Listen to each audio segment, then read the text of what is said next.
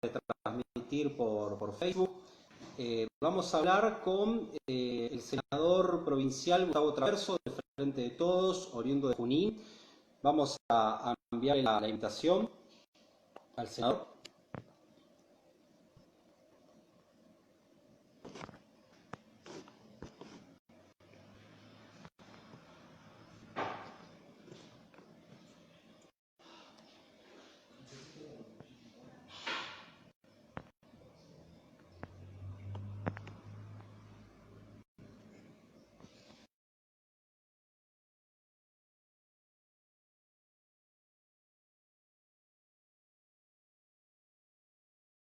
Al decíamos por el Frente de Todos, Gustavo Traverso. Ahí, ¿cómo va? Ahí está, senador, ¿cómo le va? Bien. ¿Está bien así o...? A ver cómo Sí, queda. a ver.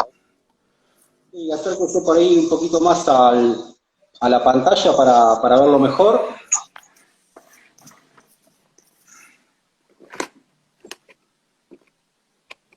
Ahí nos escuchamos bien, creo, ¿no? Ahí estamos.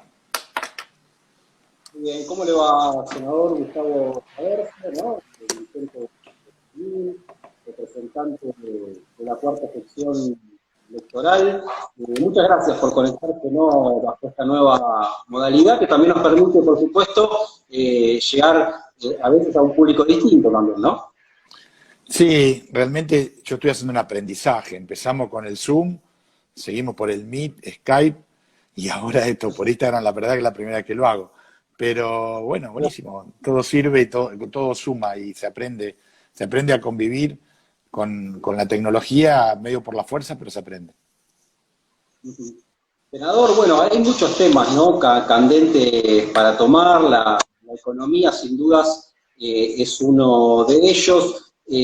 Vamos a hablar, ¿no?, del cepo, de la economía que viene. Pero antes un tema,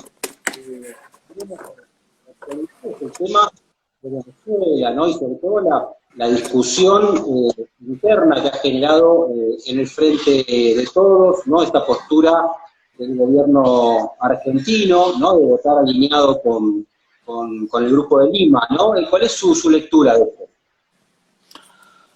Bueno, primero y principal, el Frente de Todos no se va a fracturar por cuestiones de política exterior. O tiene en claro que es un frente, que hay distintas miradas y que todas son respetables. Por ende, digo, la agenda Venezuela, si bien es la agenda en general Latinoamérica es un tema importante, lo vamos a abordar con el mayor nivel de profesionalismo posible y en función de los intereses de los argentinos. Después cada uno tiene su mirada, ¿no? Y me parece que hay una lectura hipócrita respecto a las cuestiones de Venezuela, que es la agenda de Estados Unidos, no es la agenda de Argentina. No se puede analizar Venezuela, ni nada que tenga que ver con Venezuela, si no se habla del petróleo, de que es la principal cuenca petrolera del mundo, que está enfrente de las costas de Estados Unidos y que se quieren apropiar de esos recursos. Digo, si no leemos eso y entender que el tema Venezuela es un tema aislado, que hay una necesidad de alguien, y particularmente de los Estados Unidos, respecto a un Estado de Derecho, un sistema democrático, es una mentira. Digo. La segunda cuenca más importante del mundo, que a su vez es el primer país productor del mundo, que es Arabia Saudita, tiene un régimen feudal, no llama a elecciones, y jamás lo vas a ver a ningún dirigente de los Estados Unidos preocuparse por la violación de los derechos humanos en Arabia Saudita, como lo están haciendo de Venezuela. Digo. Me parece que hay un alto nivel de hipocresía en instalar en este tema en la agenda como si fuera un tema prioritario para los argentinos.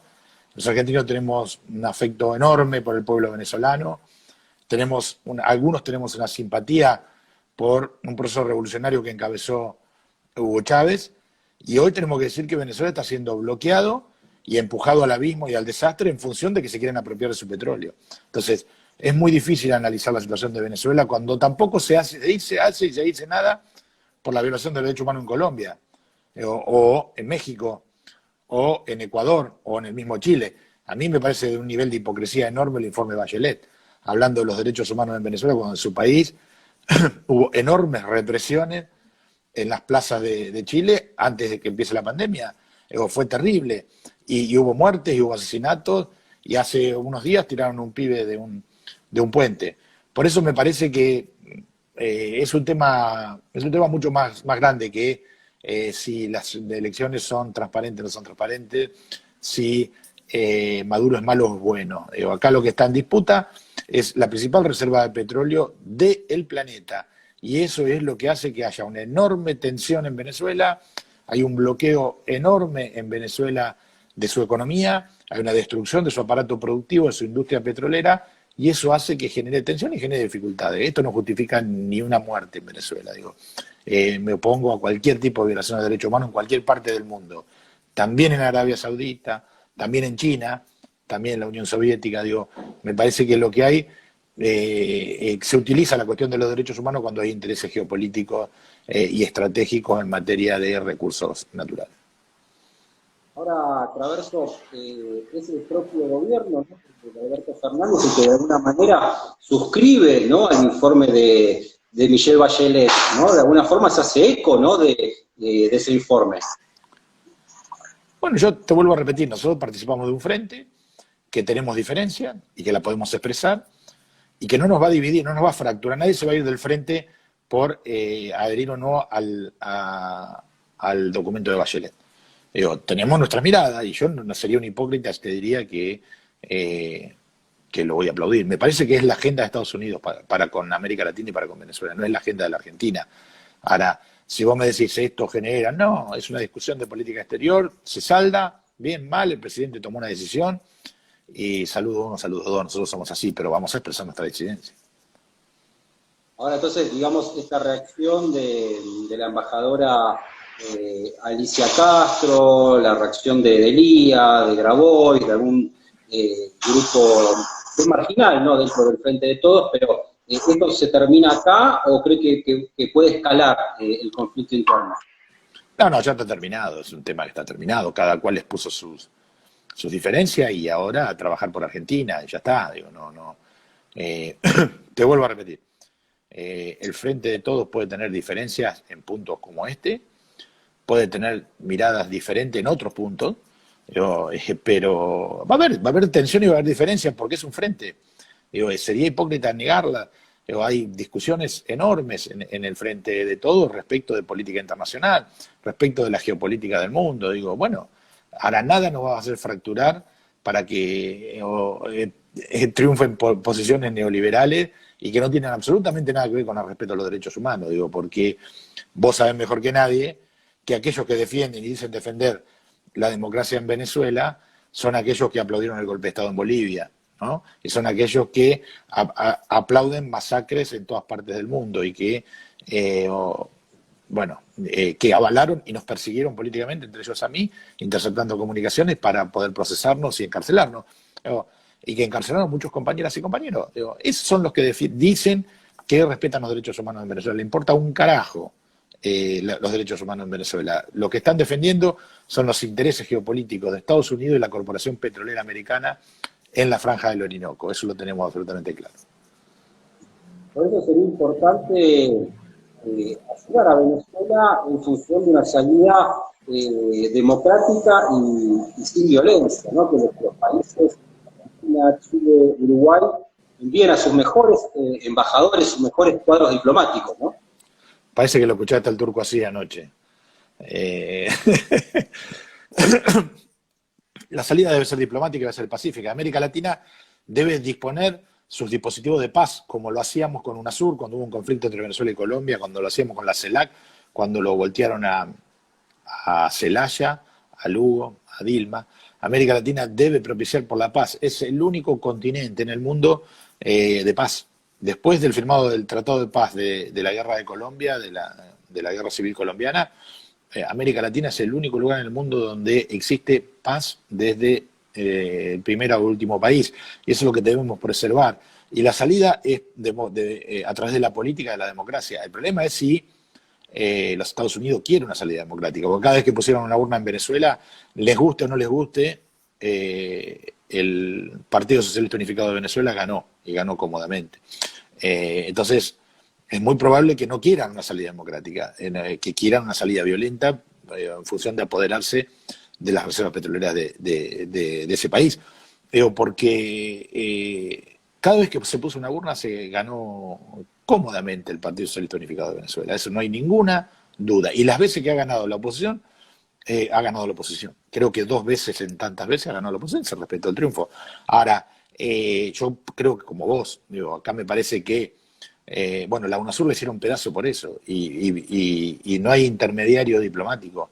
Yo estoy convencido que Brasil, Argentina, México, como los 3 grandes países de América, deben intervenir en el conflicto de Venezuela para encontrar una salida pacífica y democrática a los destinos de ese país, que nos duele mucho. A nosotros no es lo mismo Venezuela, que Venezuela haya paz que no la haya. Entendemos que tiene que haber una salida pacífica. Cualquier tipo de conflicto en la América Latina, único continente de paz en este mundo, gracias a los logros de la democracia, gracias a los logros de líderes políticos que han intervenido a través de UNASUR, a través de la CELAC, como en el caso de Néstor Kirchner, logrando la paz en cada uno de los territorios.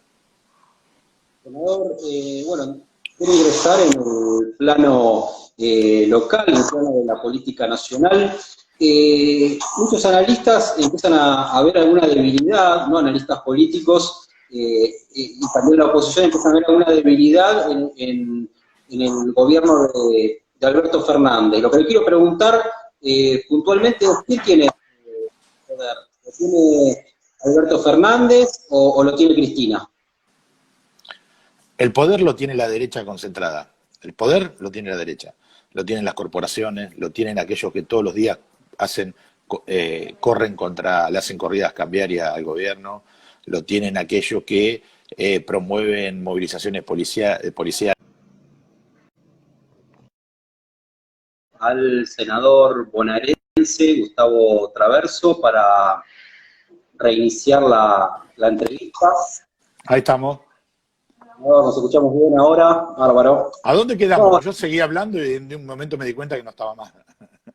No, quería preguntarle por el tema de la economía, ¿no? Usted dijo que veníamos de un momento de recesión, con complicaciones también de las reservas por el gobierno anterior. ¿Y cuál es el panorama hoy, ¿no? Y cómo, sobre todo, sobrellevar esta crisis en medio de la pandemia, ¿no? Yo creo que el gobierno está sufriendo un ataque especulativo contra el peso y contra las reservas. No es casual la presión que hay sobre el tipo de cambio. Estos son empresas que salen a jugar al mercado de dólares, a comprar dólares y a llevárselo del país. En función de promover una devaluación. La devaluación a quién favorece, a los exportadores y a los sectores concentrados de la economía. Y perjudica el salario. Hay un ataque especulativo muy fuerte contra el gobierno, contra el peso y contra el tipo de cambio. A eso se le responden con medidas restrictivas.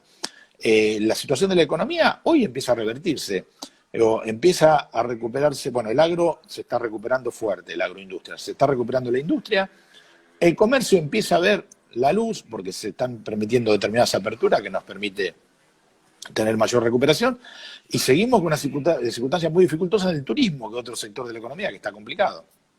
Ahora, que alguien me plantee otra salida, porque los agoreros de que se termine la cuarentena porque hay una depresión económica vienen de 4 años de desastre, que embocaron al pueblo argentino en 160.000 millones de dólares de endeudamiento, que no están, que se las llevaron.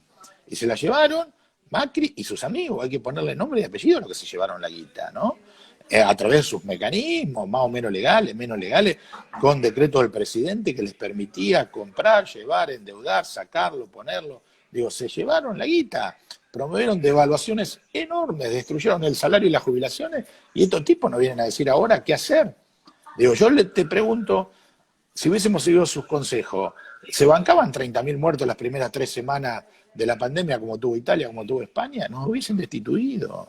Bueno, con buen tino el presidente, el ministro, definieron una política que es difícil, claro que es difícil, pero a ningún argentino le faltó un respirador, le faltó una cama de terapia, a ningún argentino le faltó un sistema de salud que se haga cargo de su problema, con el desastre que habían hecho en el sistema de salud, porque también tenemos que recordar el desastre que hicieron en el sistema de salud. Entonces, ¿qué es lo que yo veo? que a pesar de las enormes dificultades, a pesar del proceso de desestabilización que hay sobre la economía, sobre el gobierno de Alberto Fernández, Argentina va a encontrar el rumbo de salir de esta depresión. ¿Con qué? Con políticas públicas, con un Estado presente, protección de la industria nacional con los aranceles como se están poniendo, inyección de capitales, inyección de recursos al bolsillo de las y los argentinos para que puedan consumir, discusión libre en paritarias para que puedan recuperar su salario, como muchas paritarias que se están sentando y están definiendo mejoras salariales. Digo, y así vamos a ir saliendo de poco, y ojalá podamos salir todos los sectores. Yo cuando dicen, ¿cuándo vamos a volver a clase? Y ojalá no tendríamos que haber ido nunca a las clases. Si hubiésemos ido a Conectar Igualdad, programa que destruyó el macrismo, no hubiésemos tenido problemas de conectividad. Sin embargo, tuvimos un enorme problema que es la conectividad con los sectores más vulnerables de la Argentina, porque estos señores destruyeron el programa más inclusivo que ha tenido la educación argentina desde Sarmiento en adelante, si te querés decir, digo, el programa Conectar Igualdad.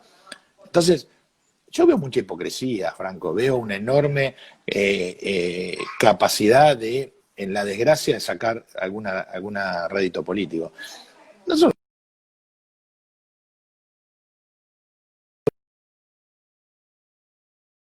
la industria hay que proteger al comercio, pero también hay que proteger la salud de los argentinos. Uh-huh.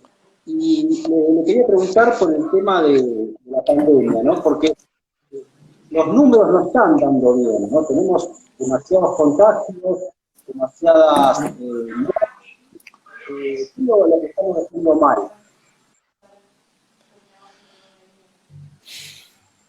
La verdad que yo creo que nada estamos haciendo mal. Creo que se hizo todo bien. Yo vuelvo a preguntar, si le hubiésemos hecho caso a la oposición, hubiésemos tenido los 30.000 muertos, los 20 y pico mil muertos que tenemos ahora, lo hubiésemos tenido las 3 primeras semanas, como le pasó a Italia, a España, al Reino Unido y a Francia, porque no teníamos el sistema de salud preparado. No se olviden que nos dejaron en la provincia de Buenos Aires con 800 camas, nosotros las llevamos a 1.400 en el sector público, más 2.000 en el sector privado. Yo vuelvo a repetirte, Franco, digo, en la pandemia no había muchos expertise que sepan cómo manejar. Nosotros nos manejamos mirando lo que estaba pasando en China, lo que pasaba en Europa y qué es lo que estaba pasando en Brasil y en Estados Unidos. Digo, el colapso del sistema sanitario de Estados Unidos fue terrible. Digo, no había respiradores, no había cama de terapia. Lo que pasa es que también acá hay mucha desinformación de lo que ha pasado. Argentina tiene una situación delicada, sí. Ha habido infecciones, se han ido incrementando las infecciones en la medida que se tuvo que ir abriendo la economía, abriendo las actividades, porque tampoco daba para seguirla cerrando, sí. ¿Hubo muertos? Sí. ¿Muchos? Sí. Uno es mucho. Hay 400 muertos por día. Normalmente son personas adultas mayores o personas con enfermedades prevalentes que tienen muchísimas dificultades para poder sortear el coronavirus, pero también cualquier otro tipo de virus inmunológico, cualquier otro tipo de virus de estas características que ataca el sistema respiratorio. Seguramente hubiésemos tenido más muertos si no hubiésemos hecho lo que hicimos, y más infectados. Nosotros reconstruimos un sistema de salud pública que el día que termine la pandemia va a quedar capacidad instalada enorme. Nosotros, Franco, tuvimos que hacer un puente aéreo con China, ir a China a comprar insumos porque la Argentina no tenía insumos, la industria argentina no podía proveer de insumos al sistema de salud.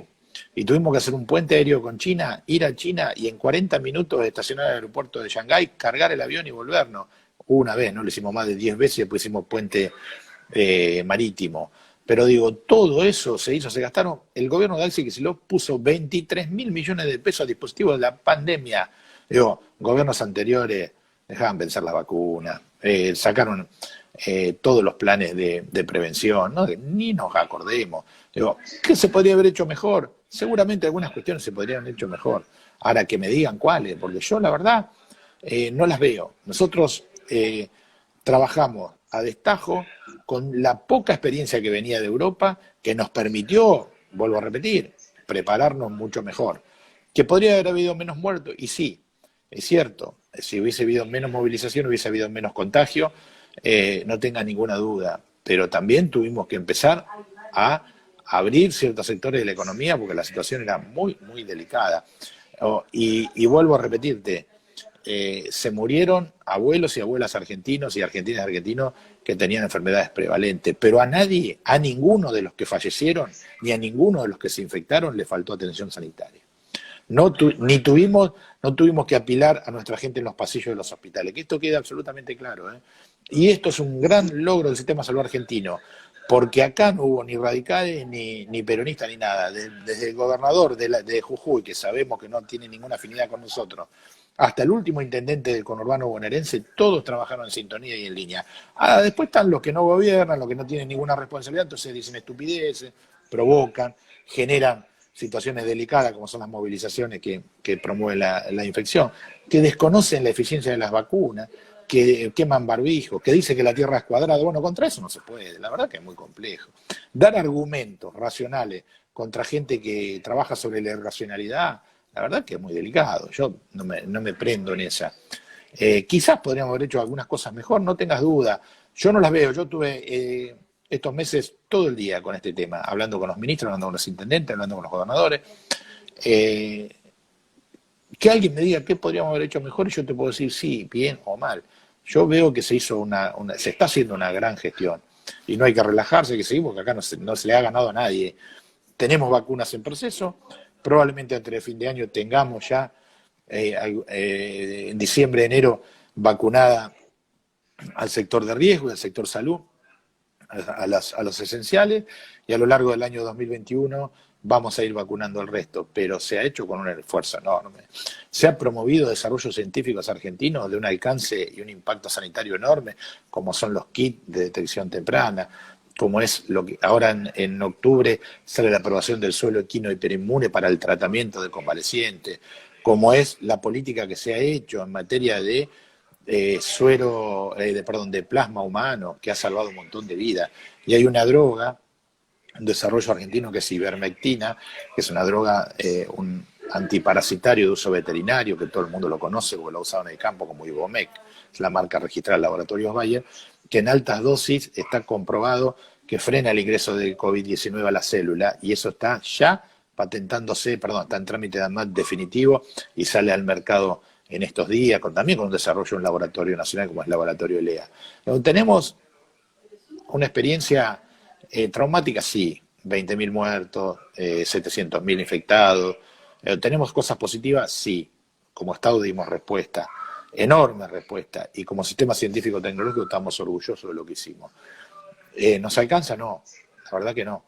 No, nos queda siempre el saldo que se podrían haber evitado muertes, se podrían haber evitado situaciones delicadas. Digo, han pasado cosas terribles, han pasado cosas de geriátricos que no han informado correctamente al sistema sanitario y se han producido muertes a pila dentro del geriátrico. Pero no es por negligencia del sistema sanitario, es porque las personas que estaban a cargo de ese geriátrico no estuvieron en la circunstancia de poder avisar a tiempo o de blanquear la situación. Sí, eso han pasado. ¿Se podrían haber evitado? Seguramente se podrían haber evitado. Senador, quiero preguntarle por la gestión de la pandemia. No hay una encuesta en el portal de Diario Democracia, cerca del 80% cree que hay que retroceder de fase o tomar algunas medidas más restrictivas, ¿no? De carácter preventivo. ¿Cuál es su lectura sobre la gestión de la pandemia puntualmente? Yo creo que hay una no gestión de la pandemia en Junín. La pandemia en Junín se la cargó al hombro de la provincia y del sector privado. El intendente estaba para la foto y para, en un determinado momento, promover aperturas indiscriminadas y desobedecer los consejos de la provincia. Lo que pasa es que hablar de esto también es doloroso, porque cuando uno habla de apertura, atrás de cada negocio, cada comercio, cada emprendimiento hay una familia y hay una vida, y entonces es muy delicado hablar de esto. Hay debate que no quiere dar nadie. Nadie puede levantar una bandera, hay que cerrar esto, hay que cerrar otro, porque atrás de eso hay familia.